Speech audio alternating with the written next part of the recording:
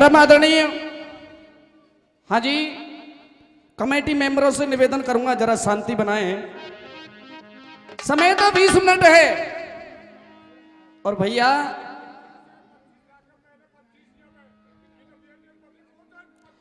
अरे 20 में वो आधा घंटा का के जाएंगे, तुम चिंता मत करो, हम तो बाहर से आए हैं। 20 में ही कहा 19 में ही कर देंगे अपने काम में, समझो बात है।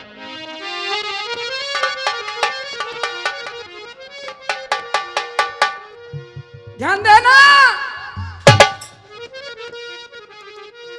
मैं जो चली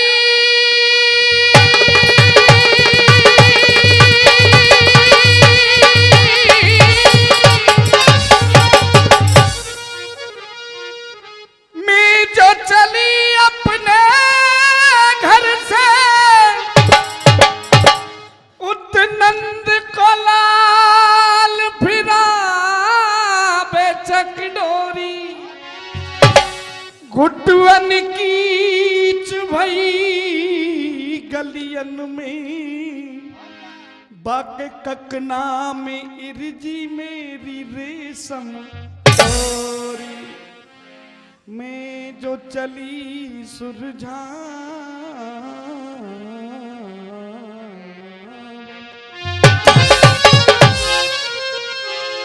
मैं जो चली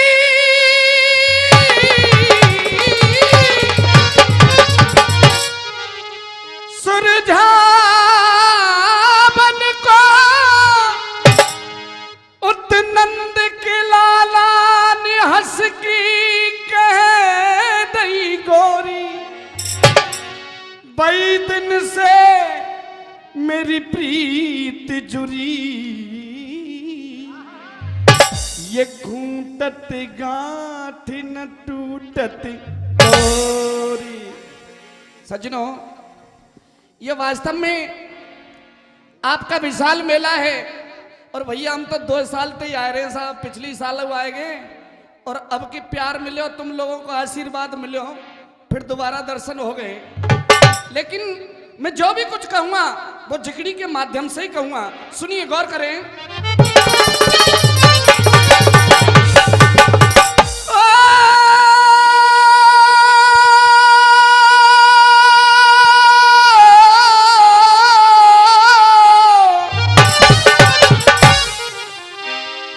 अरे तरसती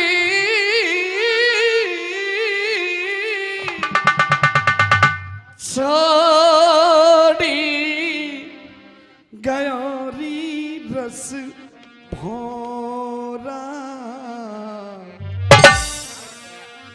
मेरी बहनेरी रोई रोई की राधिका के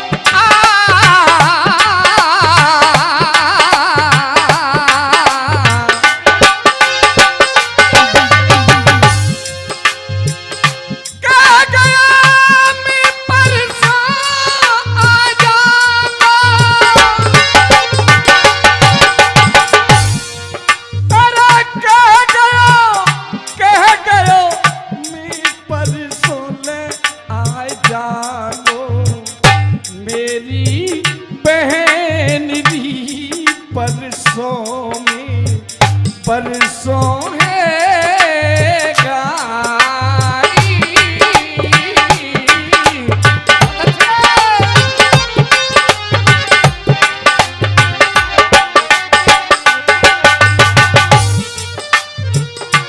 इसी के साथ साथ एक दामोदरी रसिया की झलक गौर करना।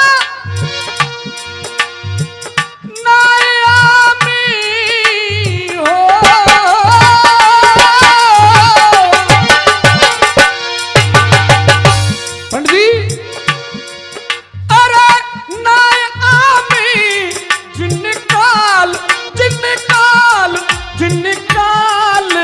बली भक जाए, ओ भगत की बेनर नाया।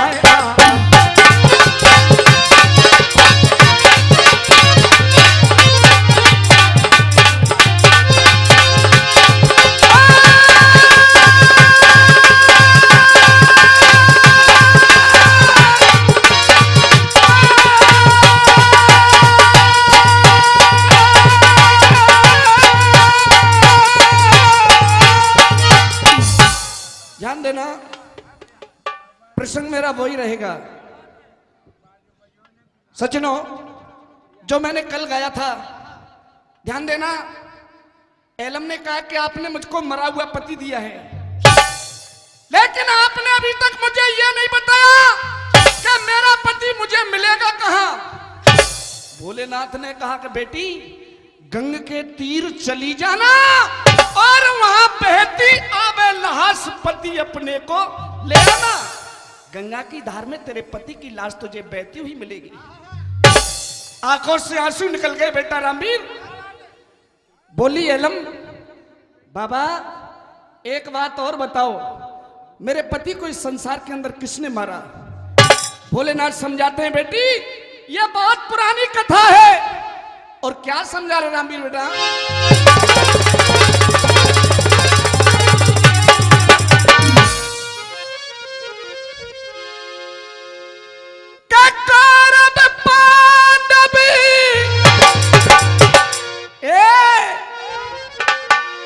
भोलेनाथ समझा रहे हैं कि यह बहुत पुरानी बात है।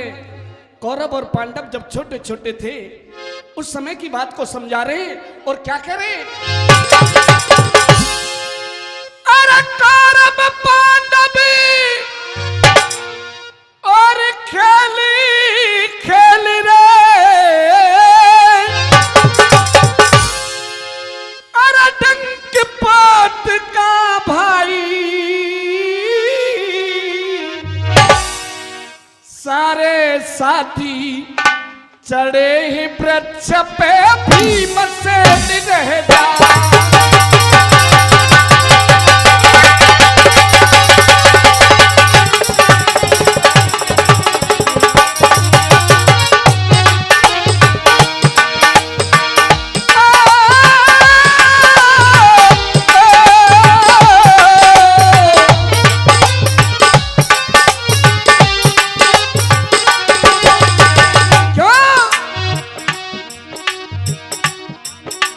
जैसा कि आगामी कलाकार कुछ उपदेशक के माध्यम से आपको समझा करके गए हैं। बेटा रामवीर, चालान में भी कह दूंगा, जिसने न करी गुरु की सेवा,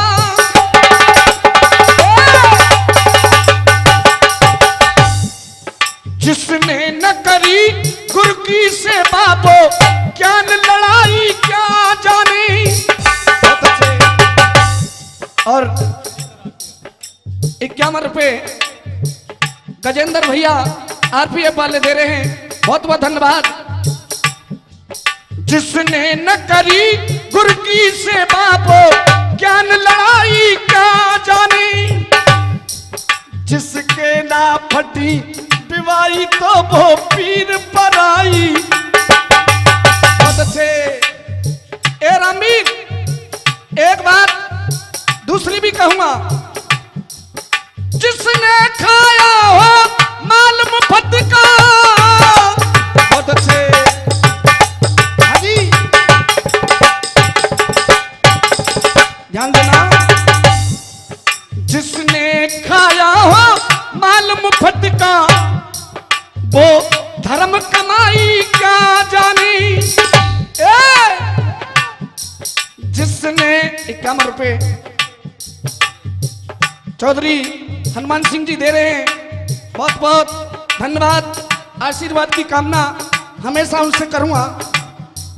जिसने खाया हो माल मुफ्त का, धर्म कमाई क्या जाने। बच्चे की ममता, हे बच्चे की ममता, क्या होती एक बांझल गाई, क्या जाने बच्चे की। बहुत अच्छे।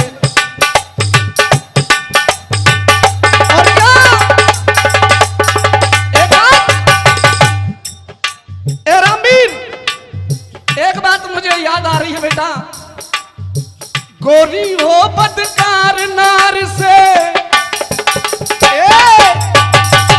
देखना, समझदार के लिए सारा काफी होता है।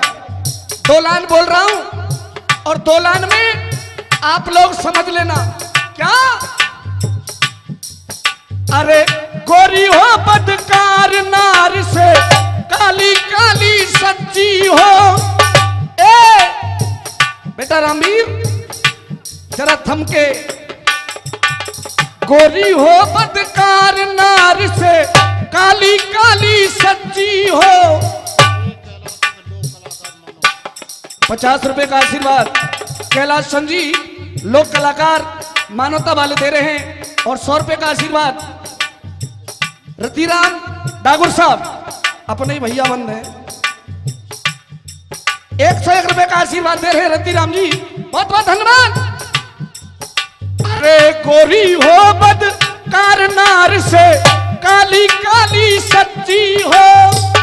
ए रामीर, अरे गोरी हो बदकार नार से, काली काली सच्ची हो। करीब घर की बच्ची हो, पर चाल चलन की अच्छी हो। करीब घर की बच्ची हो, पर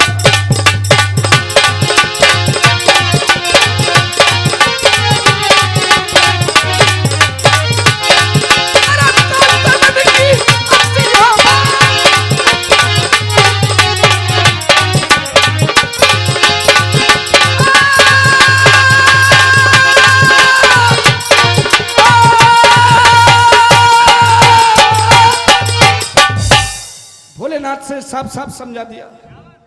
कौरव पांडव खेल खेल रहे, दंड पोत का भाई। अरे सारे साथी तो चढ़े वृक्ष पर, वो भीमसेन रह जाई। भीमसेन नीचे रह गया। भीम पोत को दे रहा है, लेकिन भीम ने सोचा मैं किस किस को छूंगा, इसलिए भीम ने अकल उपाय करके उस वृक्ष को जड़ से उखाड़ दिया। दुर्योधन एकदम से जल गया। आज इस छोटी सी अवस्था में भीम ने इतने विशाल वृक्ष को उखाड़ दिया है, आगे चल करके हम सबको जीवित नहीं छोड़ेगा, इसलिए ना रहेगा बांस और ना बजेगी। आज अपने भाइयों को समझा रहा है। सुनिए जिगड़ी का चौक क्या कहता है बेटा।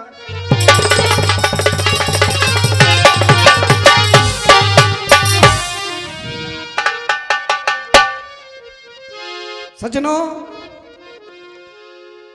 ज्यादा नहीं 150 किलोमीटर तो मेरा गांव यहां से होगा। बड़ी मशक्कत लेकर के आप लोगों का प्यार, आप लोगों के दर्शन मुझे मिलते हैं। आपका आशीर्वाद मेरे सर पर हमेशा बना रहे। सुनिए क्या बोले हैं।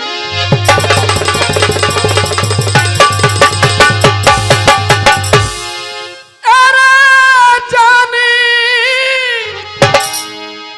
और आज भैयन को समझायो, अरे जानी और भैयन को ले समझायो, और बेरी तो घर बैठी, बेरी घर बैठी।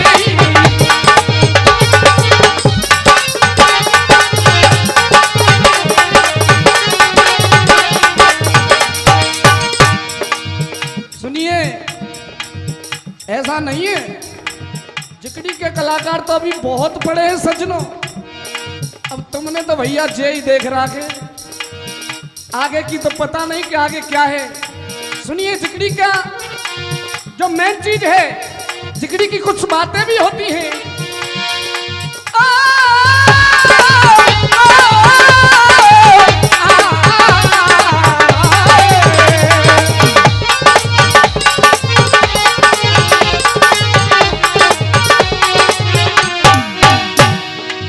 भैया तुम एकदम लाला, तुम एकदम से ललकारो। दुर्योधन कह रहा है भाइयों से, भैया तुम एकदम से ललकारो, और या भीमसेन को मारो, या भीमसेन को।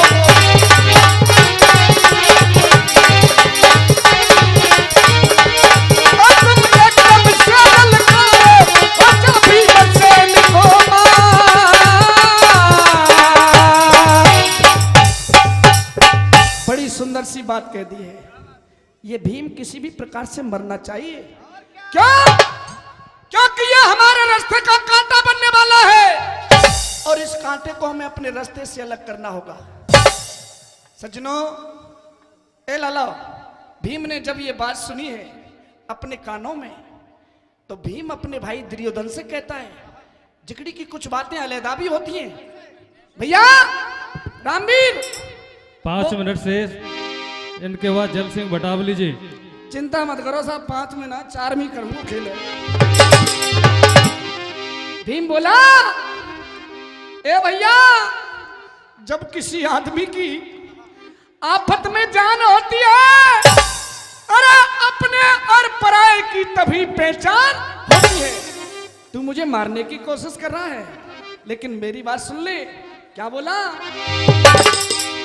अगर तेरी जलवा जलवा अगर तेरी जलवा और नुमाई न होती, अरे खुदा की कसम ये खुदाई न होती, अगर तेरी जलवा जलवा जलवा।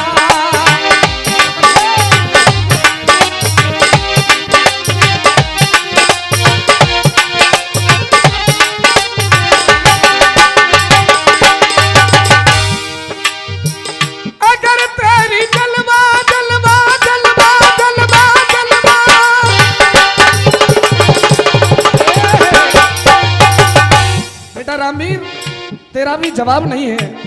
क्यों?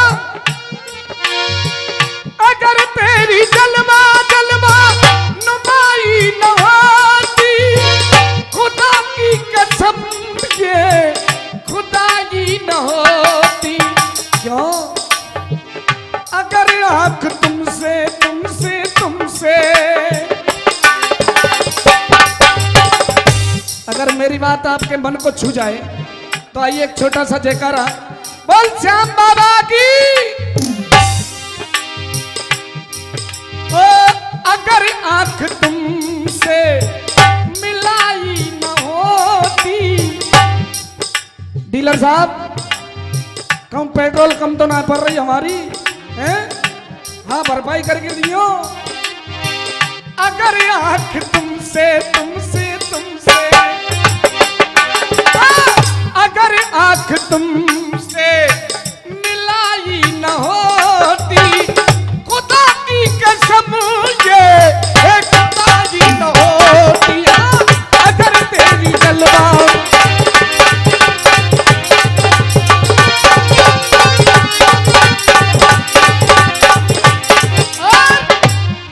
बेटा रामवीर, चलते चलते एक बात कहूंगा, सबके लिए कहूंगा। जिकड़ी का आयोजन, ये मेला है, मेला मेल का होता है, मुख दर्शन का होता है। और हम क्या कह रहे हैं? जिकड़ी का आयोजन किया अगर न होता, जिकड़ी का आयोजन किया अगर न होता, हमारा तुम्हारा मिलन भी न होता। जिकड़ी का आयोजन,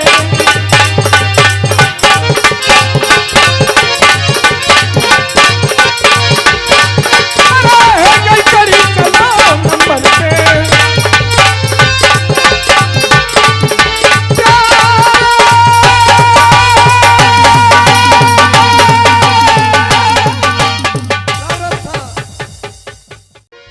बेटा रामवीर, बाबूजी का आदेश मिल रहा है। एक हमारा बहुत ही मशहूर गाना है, जो हमने उस गाने को, लखन जी की कविता है, लेकिन किसी के द्वारा किसी के मुखारबिंद से कोई गाना मशहूर हो जाता है। आदेश मिल रहा है, हम और आप भरतपुर जिले के निवासी हैं। सबसे बड़े गौरव की बात तो यही है सज्जनों, आपका पड़ोसी जिला अलवर भी है, लेकिन ये भरतपुर हमेशा वीरों से भरा है। इसको अजय भी बोलते हैं। ना तो इसको आज तक किसी ने जीता है और ना ही कोई इसको जीत पाएगा। बड़े बड़े वीर, बड़े बड़े योद्धा हुए। सुनिए, भरतपुर की कहानी सुनाऊंगा, दूर नहीं ले जाऊंगा, भरतपुर जिले में ही ले जाऊंगा आपको। भरतपुर के नजदीक में एक छोटा सा गांव पड़ता है सज्जनों, जो जाटों की बस्ती है। उस गांव का नाम है अजान गांव। अजान गांव आपने देखा भी होगा, सुना भी होगा। गांव के अंदर एक गरीब परिवार रहता है। परिवार के मुखिया का नाम था हरि सिंह। बड़ा ही गरीब आदमी है बेचारा। हरि सिंह के पास में मात्र 3 बीघा जमीन है और एक छोटा सा नन्हा सा पुत्र है जिसका नाम था वीरेंद्र। हरि सिंह ने अपने दिल में यह निश्चय किया, अरे मैं अपने पुत्र वीरेंद्र को पढ़ाऊंगा, लिखाऊंगा और एक दिन किसी सरकारी नौकरी से लगाऊंगा। ये तो हर पिता का अरमान होता अपनी संतान के प्रति। लेकिन ईश्वर की कृपा ऐसी हो गई, पढ़ाई लिखाई के अंदर हरि सिंह की 3 बीघा जमीन चली गई, लेकिन वीरेंद्र को पढ़ा लिखा करके नौजवान बना दिया। और ईश्वर की मेहर कुछ ऐसी हो गई, वीरेंद्र का नंबर फौज की सेना में आ गया। ओहो, देश की रक्षा के लिए। लेकिन सज्जनों, अच्छा समय ज्यादा दिन नहीं चलता इंसान के पास। आज वीरेंद्र की ड्यूटी पाकिस्तान की सीमा पर लगी है। एक दिन कुछ आतंकवादी मिलकर के उस वीरेंद्र को घेर लेते हैं। लेकिन धन्य वो लोहागढ़ का वीर, अरे भारत माता का रखवाला, अकेला 4 घंटे तक आतंकवादियों से लड़ा। आखिरकार उस वीरेंद्र को अपने सीने पर गोली खानी पड़ी, सीने से रक्त निकल गया। इतने में ही उसका एक दोस्त है जिसका नाम था जसवीर। जसवीर उसके पास आया। जसवीर ने जब सारी कहानी सुनी, कहा कि भैया तेरे अंतिम प्राण निकल रहे हैं, अगर तेरी कोई अंतिम इच्छा हो तो जल्दी से बतला दे। बेटा रामवीर, वो रो रो करके वो वीरेंद्र अपने साथी जसवीर से कह रहा है कि मेरी अंतिम इच्छा सुन ले। क्या कहा बेटा?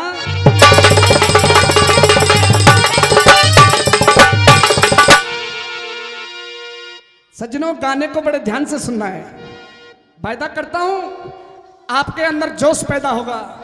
क्या बोला? साथी मेरे और तू अर्थी मेरी, भैया फूलन से सजवई रे, और कर बजुर की, अरे कर बजुर की छाती मेरी ला सका मले रे, कर बजुर की छाती मेरी।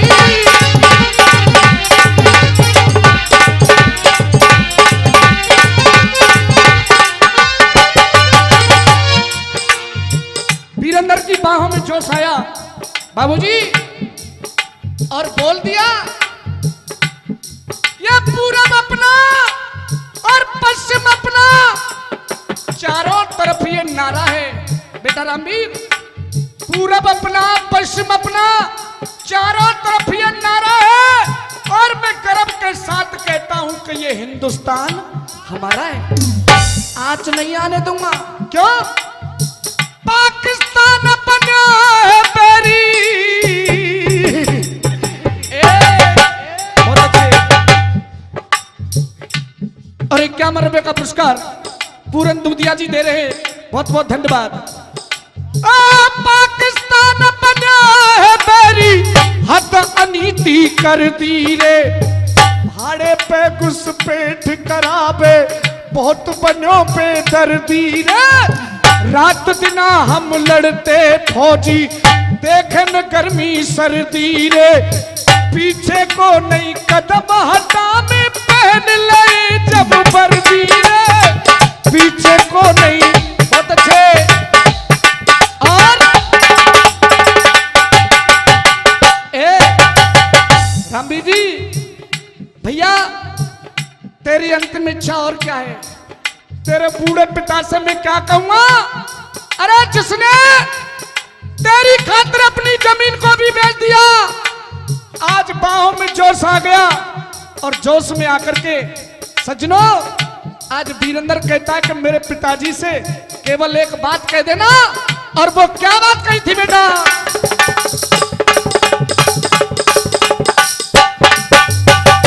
और इसी बीच 51 रुपए का पुरस्कार मेरे भाई मेरी ढोलक पर जो संगति दे रहे हैं भाई रामवीर सिंह जी के लिए है 51 रुपए का पुरस्कार। सुनिए अंतिम बात क्या।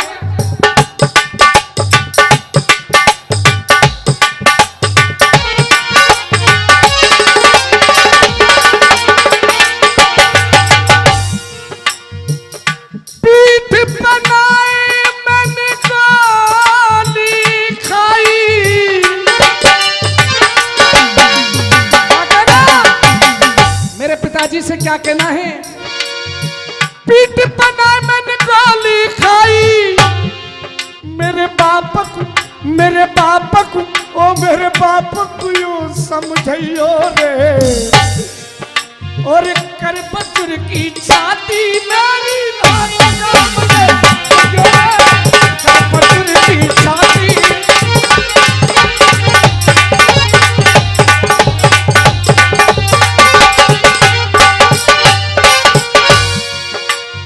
जोश में आया सर मेरा बेशक कट जाए। ए जसवीर अभी तो मेरे प्राण निकल रहे हैं ना। सर मेरा बेशक कट जाए लेकिन गिरने नहीं दूंगा तिरंगा है। मैं उस देश का वासी हूं जिस देश में बहती। सज्जनों पिताजी को मैं समझा दूंगा जसवीर ने कहा लेकिन मैया से क्या कहूंगा? अरे जिसने तुझको 9 मास अपने पेट में रखा जिसकी तू एक इकलौती संतान है माँ के बारे में क्या बोल रहा है बेटा?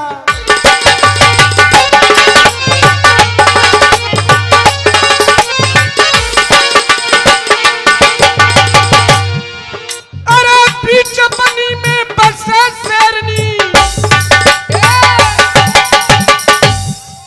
अरे बीच बनी में बसे शेरनी शेर ही पैदा करती है। तो मैयन को एक लाल पर बड़ी तो माता। ये धरती माँ की खातिर मेरे प्राण निकल रहे। वो माँ इससे बड़ी नहीं है, ये सबका पालन करती है। अरे तो मैयन को एक लाल पर बड़ी तो माता धरती है। वीर की विधवा नार न समझो मांग खून से। वीर की विधवा नार न समझो मांग खून से भरती है। सच्ची तो संतान वही जो देश की खातिर मरती है। सच्ची तो संतान।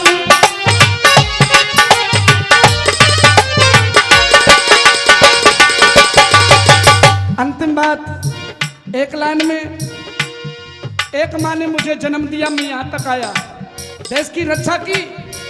दूसरी माँ की खातिर मेरे प्राण निकल रहे हैं। एक माँ जो हिंदुओं की सबसे बड़ी माँ है वो तुझे रास्ते में मिलेगी। उसके साथ क्या सलूक करना है क्या बोला बेटा?